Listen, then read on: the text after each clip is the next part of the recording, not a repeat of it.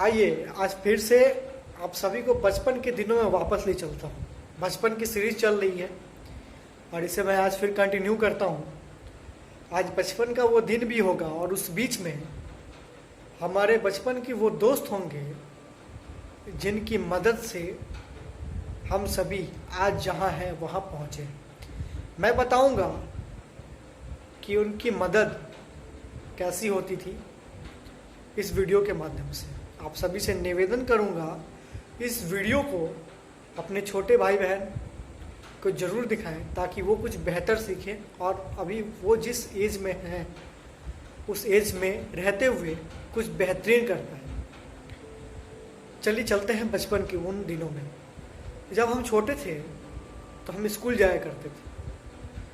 आप सभी को बखूबी याद होगा उस बीच में हमारे कुछ दोस्त हुआ करते थे जो हमसे बहुत करीब होते थे।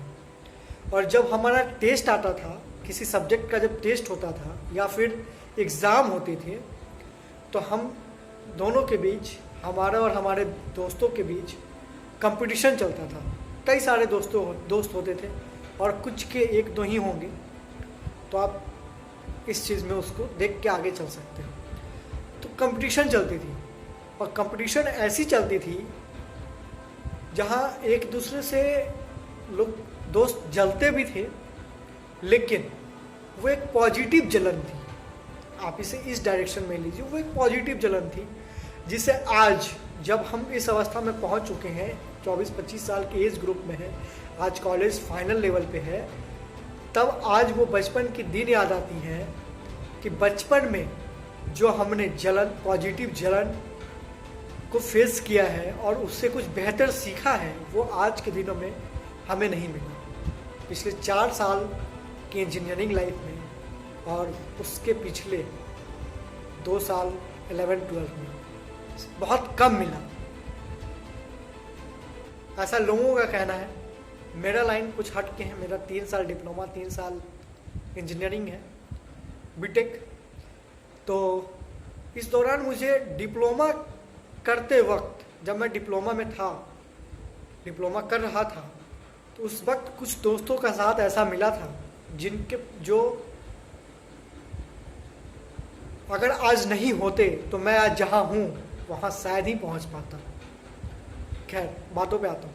तो वो छोटी अवस्था जो होती है ना, वो बहुत महत्वपूर्ण होती है और उस बीच में हमें एक दूसरे से पॉजिटिव जलन होती है। हम एक दूसरे से मार्क्स के लिए लड़ते हैं ताकि बेहतर मार्क्स आएँ, और मार्क्स जब बेहतर आती हैं, मार्क्स बेहतर लाने के लिए हमें पढ़ना भी पड़ता है। तो हम पढ़ते भी थे उस दौरान। तो इस वीडियो के माध्यम से बस यही कहना चाहता हूँ मैं उन छोटे बच्चों को जो आज के समय में 8, 9, 10 में पढ़ाई कर रहे हैं कि भाई लोग, आप लोग जिस अवस्था में आज के समय में हैं, उस दौरान आप लोगों के बीच कुछ ऐसे दोस्त होंगे जो आप लोगों के साथ ऐसे पॉजिटिव जलन रखते होंगे। साथ ही ये जलन जो है ना, सिर्फ एग्ज़ाम तक ही सीमित रहता है। एग्ज़ाम के बाद ये जलन आपको नहीं दिखता। और इस कंपटीशन को आप बखूबी फेस करिए और इस दौरान ही 8, 9, 10 इस दौरान ही आप कुछ बेहतर कर जाइए, जिससे आपका 11-12 भी बेहतरीन तरीके से निकले और जब आगे आप जो भी अपने कैरियर में जो भी लाइन चुने उसमें आप बेहतर कर पाए। क्योंकि जब आप 8-9 में होते हैं वहाँ कंपटीशन का लेवल भी एक दूसरे के साथ होता है और वहाँ कॉम्पिटिटिव जो आपसे कंपटीशन करने वाले हैं, जो आपकी कॉम्पिटिटिव लाइफ होती है, वो बहुत समान स्तर की होती है और कंपटीशन करने वाले आपके बीच के होते हैं, आपके दोस्त होते हैं और उनके प्रति आपका पॉजिटिव जलन होता है।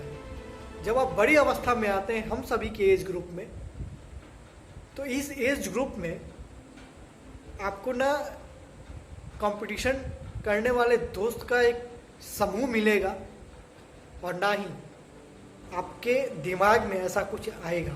और बस वही होता है, वो एक सीक्वेंस बन जाता है और हर सेमेस्टर, हर एग्ज़ाम निकलती चली जाती हैं और हमें लगता है कि हमारी पढ़ाई बहुत अच्छी तरीके से चल रही है और हम आगे चल के जॉब अचीव कर लेंगे, पर ऐसा संभव नहीं है, ऐसा संभव नहीं हो पाता है मेरे दोस्त, मेरे भाई।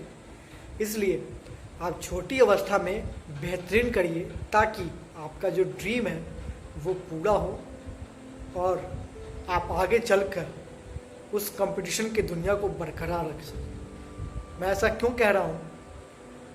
क्योंकि जब हम बड़ी अवस्था में पहुँचते हैं ना, तो दोस्तों का समूह एक कॉलेज लेवल पे मिलना मुश्किल है, क्योंकि वहाँ सब अपना अपना देखते हैं, पहली बात।